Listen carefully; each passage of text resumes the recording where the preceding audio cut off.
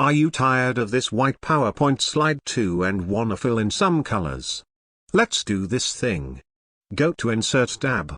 Nah, just kidding. Go to Design tab. Let me active PowerPoint window first. Okay, then go to this Format background pane.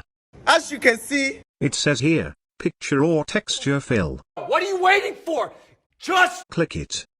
Then click the Insert button and select your desired background image. I got one right here. And boom. But here's the worst part: when you insert a new slide, it's that old white guy. To avoid that, click here where it says, Apply to All.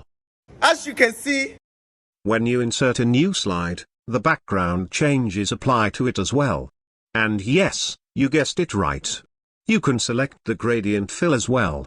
There are some predefined here, but you can always show of your good creativity.